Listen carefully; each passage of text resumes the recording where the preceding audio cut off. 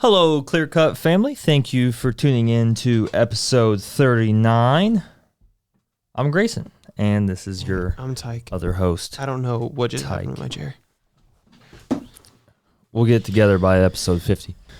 I am going to kick us off by reading a little bit out of Luke chapter 8. I'm going to start on verse 42. As Jesus went, the people pressed around him, and there was a woman who had discharge of blood for 12 years, and though she had spent all of her living on physicians, she could not be healed by anyone. She came up behind him and touched the fringe of his garment, and immediately her discharge of blood ceased. And Jesus said, "Who was it that touched me?" And all denied it. Peter said, "Master, the crowd surrounding you and pressing in on you." But Jesus said, "Someone touched me, for I perceive that power has gone out from me." And when the woman saw that she was not hidden, she came trembling and falling down before him, declared in the presence of all the people why she had touched him, and how she had been immediately healed. And he said to her, "Daughter, your faith has made you well. Go in peace." While he was still speaking, someone from the ruler's house came up and said, "Your daughter is dead. Do you not trouble the teacher anymore?" But Jesus, on hearing this, answered, "Do not fear, only believe, and she will be well." So that was just the end. Keep going. Keep going? Yeah. Because this is a completely different story. I know. That's why I stopped. And when he came to the house, he allowed no one to enter with him except Peter and John and James, and the father and mother of the child. And all were weeping and mourning for her. But he said, "Do not weep, for she is not dead, but sleeping." And they laughed at him, knowing that she was dead. But taking her by the hand, he called, saying, "Child, arise." And her spirit returned, and she got up at once. And he directed that something should be given to her to eat. And her parents were amazed, but he charged them to tell what had happened. So that first story, it was talking about the woman who had the 12 years of the discharge of blood, is what the scripture said. If you do not know what that means, this woman was basically on her period for 12 years. So this woman had blood coming out of her as if she were on her period. And back in biblical times, that discharge of blood, so being on your period, meant that in that time you were unclean.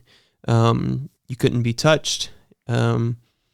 You had to seclude yourself, and then at the end of it, you had to go wash in the river, or in really any kind of water. But this woman had been bleeding for 12 years. It said that she spent all of her money on physicians to try to get it taken care of, and nothing would work. So we know today, going through this thing, having blood come out of you every day, And that can probably be taxing. Yes, and it makes you very weak because your body is literally it doesn't have as enough blood as it needs. I think all women can attest to like how their body feels when they're on their period. It sucks. I mean, I have a wife. I have 3 sisters. I have 3 sisters. I have a mom. You know, I've been around women my entire life, and I know that I know what the week of your period does to you. This woman knew that Jesus was coming through town, and it said that there was a crowd all around Jesus, and she wanted to make her way to Jesus. She believed that if she touched the hem of his garment, and basically what that would mean is Jesus was likely wearing a robe, and it likely had like tassels or whatever at the end of it. I almost imagine like a Lutheran or a Catholic preacher. Yes. They wear like their all white robe thing, but there's also like their belt, which is like a tassel with like a rope hanging down.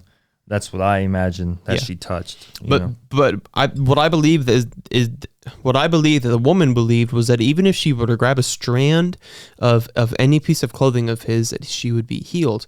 And that's exactly what she did. She grabbed a strand of his clothing, and immediately she was healed. And Jesus said, like, "Who touched me? I felt the power come out of me." And he turned around and he said, "Woman, your faith has made you clean. Your faith has healed you." What a powerful story she had been, like I said, struggling with this discharge of blood for 12 years.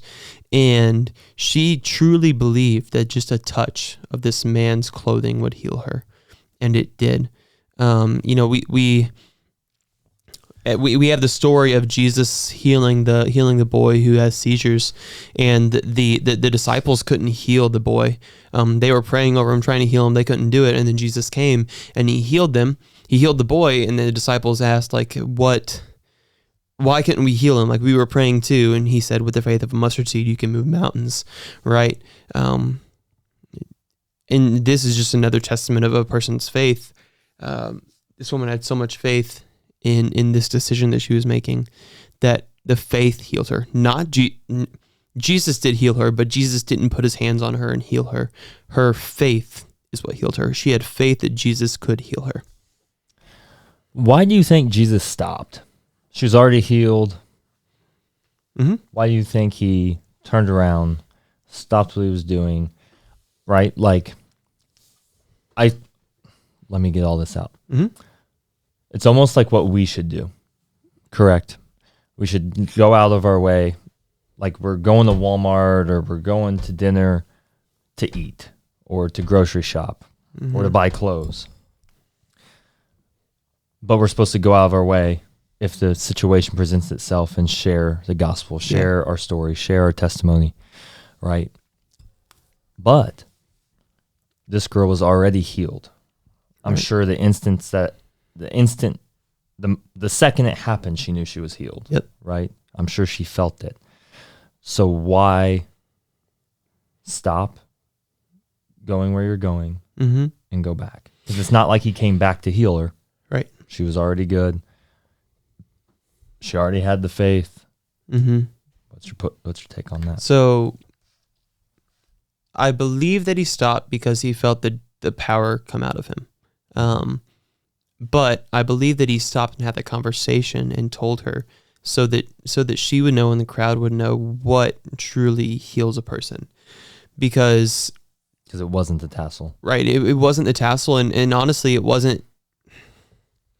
I got it pulled up.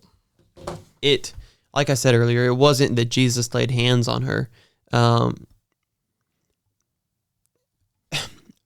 It's so controversial to say that Jesus didn't heal her because he did, but it wasn't anything that Jesus did that healed her.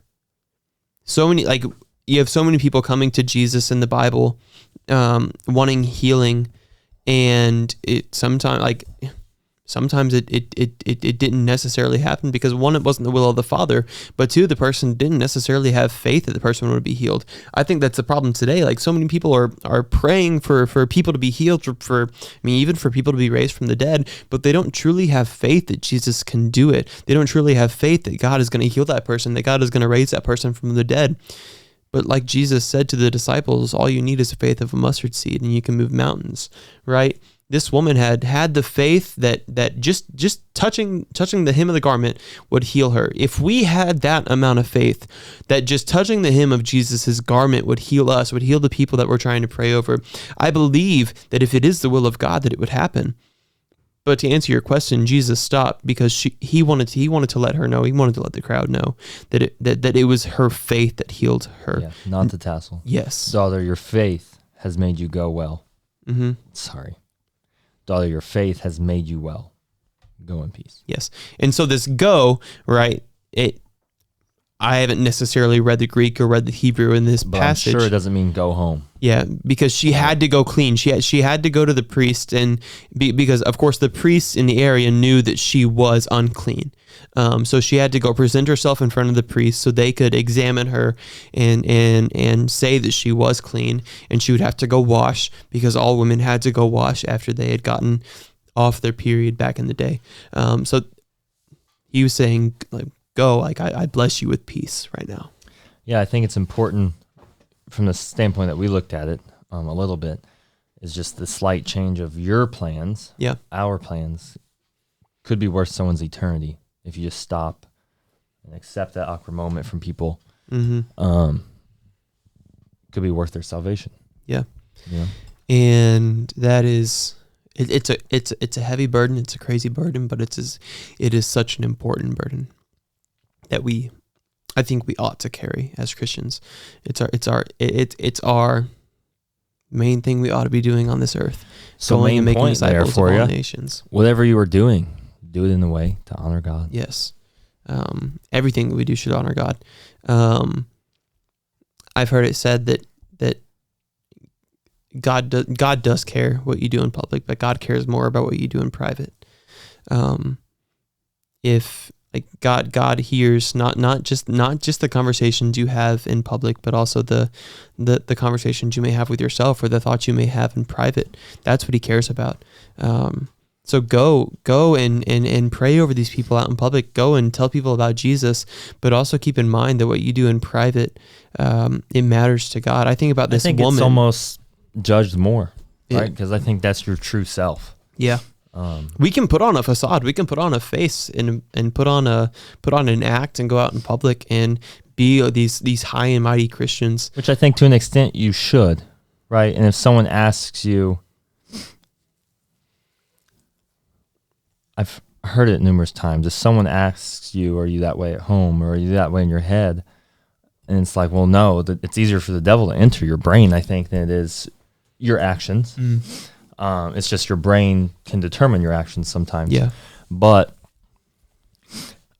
I have to remember working at a church. You have to remember working at a church that even if I've had the world's worst day, I can't show that completely on my face, because if people have seen me or know that I work at a church and I just look down or I look upset or I look mad or angry because I'm human, they look at that as, oh, well, he's holier than holy. Yeah. And he's still upset and he's still down and he's still sad. So to an extent, I wouldn't call it being fake. I just have to sit there for a second and remember what God has called me to do, what God's called me to be. And half of that is witnessing and sharing the good news and gospel to others, no matter how I feel in a certain moment or a certain day. So I can't look like I hate my life. If my mission is to go tell people about Jesus, why would they want to listen to me if I look like I hate my life? Yeah, ministry never stops. We often talk about that in the church, and some people get confused by that because they may look at the life of Jesus and say that all He did was ministry, but Jesus still got away and went by Himself. You know, if we think about the story after Jesus fed the 5,000, He sent the disciples out on the boat, and He went up on top of the mountain to pray, and He got alone, right? In that moment, Jesus wasn't doing ministry. Jesus was getting alone with God. That is when ministry stops, quote unquote. Whenever we purposely get alone and we rejuvenate ourselves, we fill ourselves up, right? If we're constantly running on an empty cup, then yes, there are going to be times when we're out in public and we are being a bad representation and we are not showing the light. But we have to not do that. We have to remember to get away and to get alone. And I truly believe that's how we counteract those feelings of being just having a terrible day and letting the world see that. That brings us to the next segment. We talked about it a little bit last week, but on a lighter note, Tyke has an addiction. I do have an addiction. Where's that at? So, yes, we talked about it last week, and I have a long-standing addiction to this right here. I doubt they can read that. I can maybe zoom in. Chapstick. And he lost it at the gym and kind of freaked out. I did, yeah. No, I use a medicated chapstick now, but since I was probably 15, 16, I've had a problem. It is a problem. I lick my lips a lot. That's what makes my lips chapped. I use chapstick all year round, and I mean, I don't know what Taylor would say, but I don't necessarily think I have like the softest lips or anything. But I truly have an addiction, right? Like, just like people are addicted to drugs, people can be addicted to like painkillers. I have an addiction to this. I have a hard time walking out of my house without it. There will be some days that I go without it, but then there will be days that I'm putting it on like every 10, 20 minutes. And just sitting here talking about make you want to put it on your lips right now? Yeah, it sure does. You know, it's It's sad. Of course, I'd rather be addicted to chapstick than almost anything else. But it is still an addiction, and I still feel like I have to have it to go throughout my daily life. I'd love to kick it. I'd love to break it. But just like any other addict, no, I really don't. That's fair. I think you're okay. Yeah. I think the Lord would be like laughing. Am I not getting in because I had an addiction to chapstick? I think he'd go Yeah. just a little. Before we move on, I really want to talk about that second piece of scripture you read about the daughter, because so this is a man named Jairus. Your daughter is dead. Do not trouble the teacher anymore. Mm-hmm. So this man was in the crowd, right? And the man stopped Jesus, and his name is Jairus. He wanted Jesus to heal his daughter because his daughter had died. Yeah. The daughter was sick and she had passed. And Jesus, I believe he said something along the lines of, "She's not dead, she's only sleeping." It's close to what he said earlier. Daughter, your faith has made you well. Mm-hmm. To this man, Jesus responds, do not fear, only believe and she will be well. Yeah, and then what's the red here? So after they go to the house Mm-hmm. to see this dead daughter, Mm-hmm. he says, do not weep, for she is not dead but sleeping. Yes, and then she raised from the dead. He raised her in that moment. Or she was really just sleeping. No, she I'm was just dead. ki- I'm She kidding. was dead. Just kidding. And she's like the scripture says. He says, "Child, arise," and she got up and right. He said to get her something to eat. Again, Crazy. Jairus had had enough faith that if he went to Jesus and asked for his daughter to be healed, that she would be healed. I love that story almost more than I love the story about the woman touching the hem of Jesus' garment, because that I'm was just healing for sad because herself. It's very short. Yeah. I'm like, tell me everything else that happened in that whole moment. Mm-hmm. Like I could just sitting. I mean, what? Yeah. Yeah, it's wild. But I mean, back when Jesus was alive, right? You had all the Pharisees, and the Pharisees, of course, did not believe that Jesus was actually healing all these people. It was like, nah, you must be like a sorcerer or something. You must be some wizard. Whatever it is, my daughter's alive. You know. Yep. I love those stories. I love the stories about Jesus healing people, and that's just a piece of encouragement, I guess. If we have the faith that these two individuals had, the same thing can still happen today. There is a video. It's probably 20 years or less older, Mm-hmm. of a guy that I could be completely off, but the main point of the story is accurate. I believe he was a preacher, but I believe he lost his voice. Oh yes, I remember hearing about this.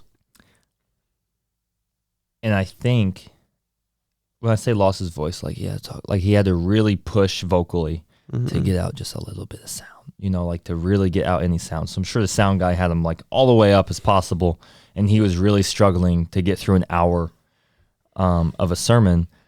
Basically, he was done preaching because he lost his voice, and they called him back to preach one last sermon. And I think he was just like, I don't know if I can do it. I don't really have a voice. Mm-hmm. In his last sermon, I believe was titled something like Jesus Heals. Coming from a guy who has no voice And had not been healed. and I'm sure has prayed many times, like, Mhm. Lord, just cure me, to stand up in front of however many people and preach a sermon on how Jesus still heals whenever this man was still not healed. Mm-hmm. That takes faith, For sure. obviously. And in the middle of the sermon, the guy gets healed and his voice starts coming back more and more and more. And by the end of it, he has a regular voice again. Yeah. That is just insane. And it's on YouTube. I'm sure you could look up. Let's look and see, since I have YouTube open. Right Yes. Well, since Man preaching man's voice gets healed during sermon.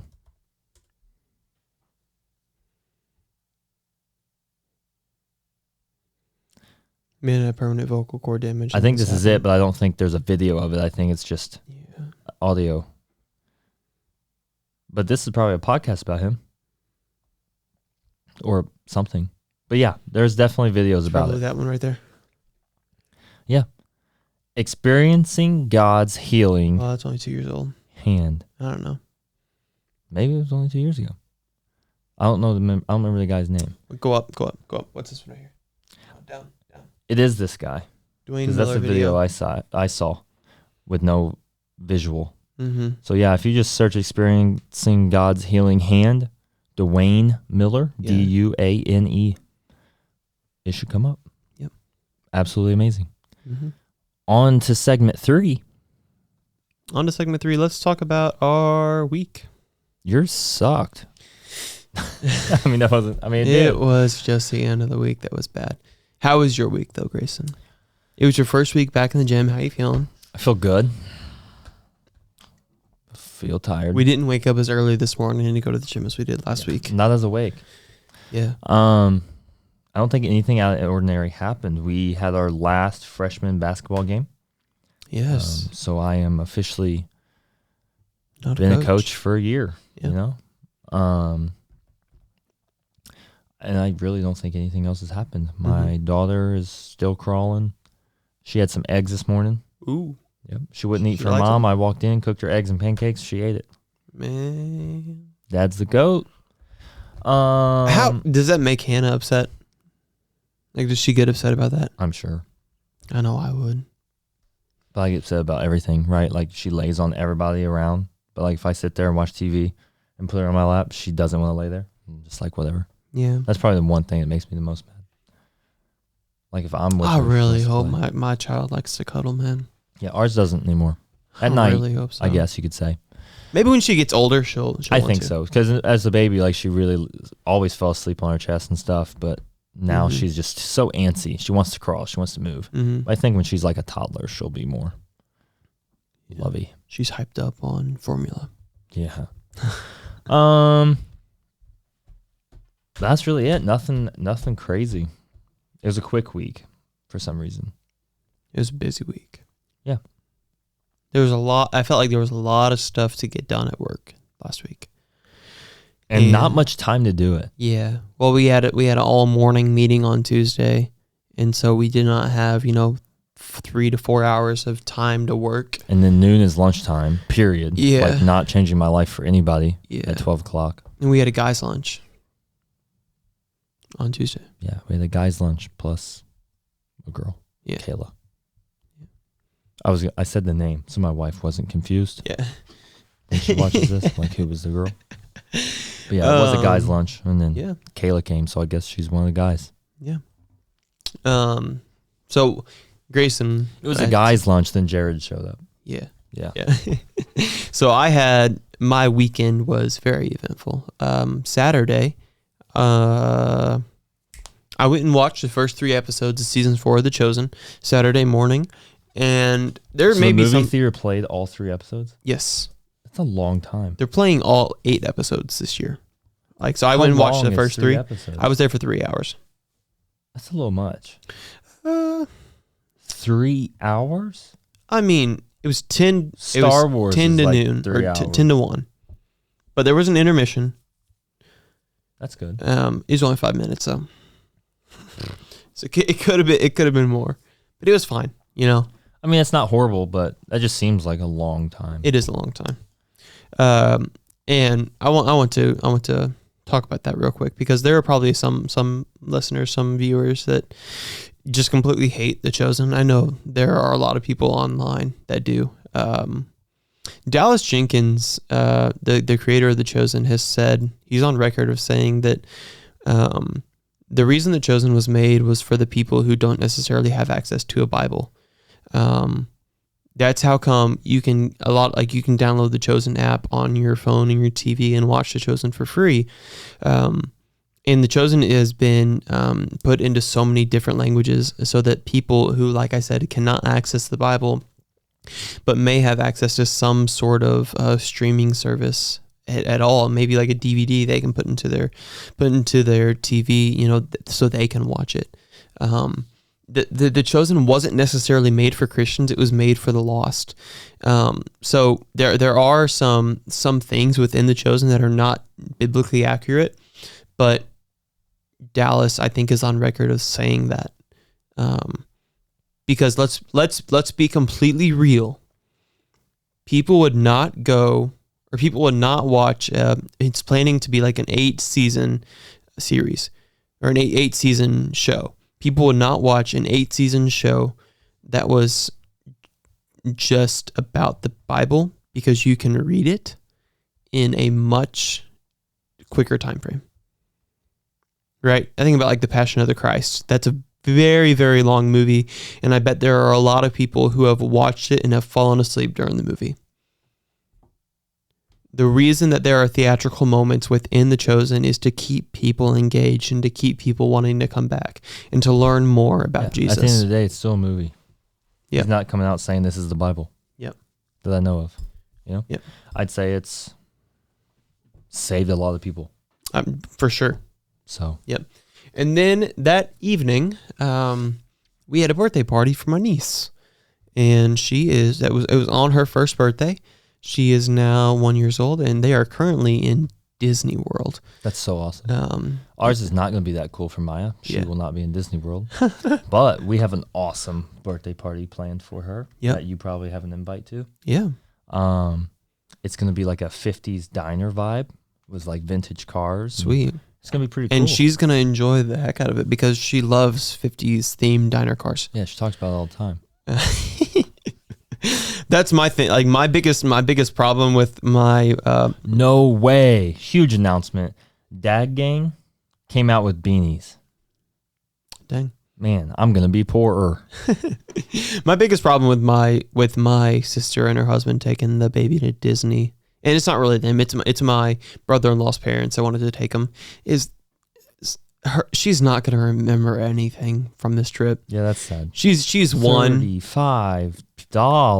I don't think kids have cognitive thoughts until they're like 2.5 or 3, and so this is like the only thing that is going to help this baby remember Disney is pictures.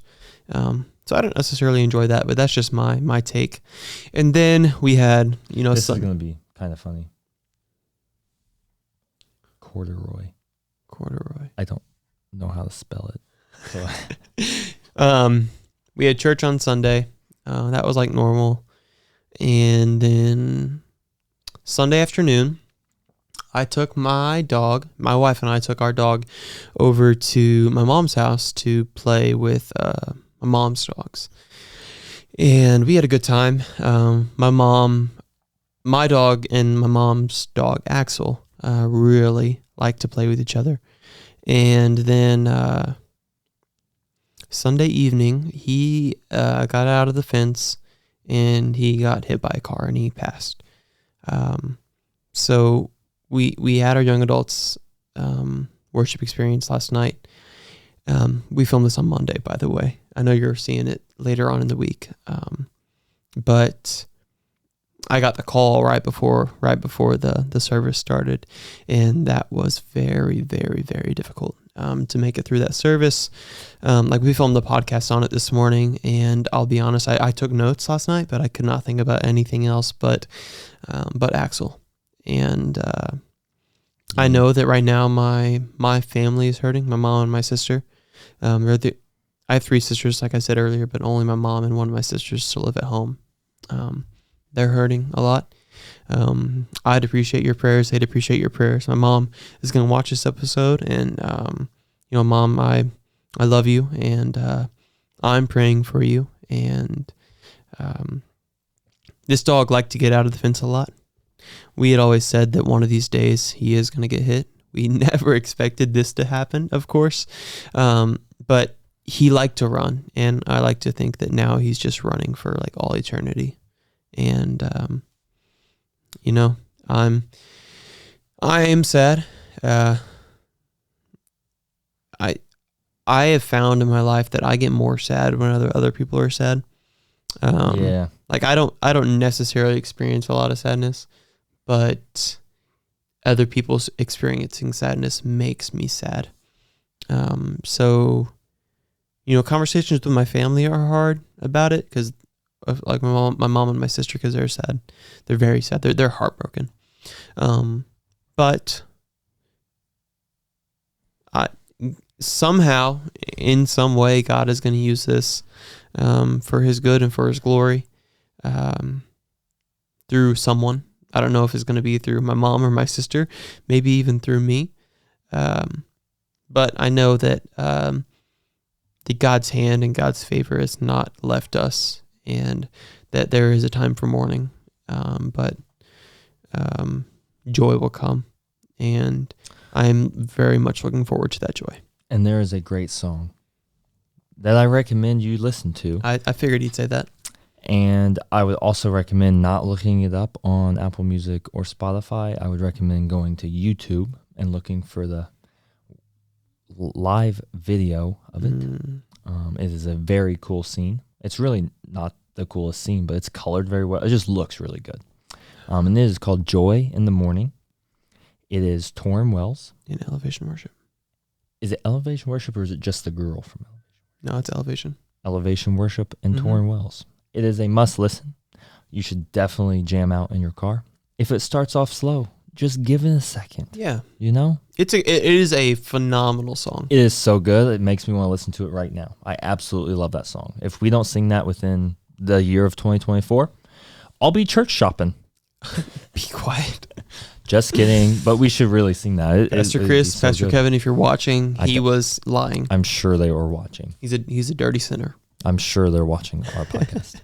If you're watching it, you should definitely tell me. Yep. That'd be fun. Crazy. All right. But yeah, Joy in the Morning. Go listen to it. We don't have much coming up. Nope. Super Bowl. Stay safe and enjoy it. Who you picking? Who do I want or who am I picking? Who you picking? Who's going to win? The Chiefs. Okay. I will say the other. It is. I believe the 49ers are going to win.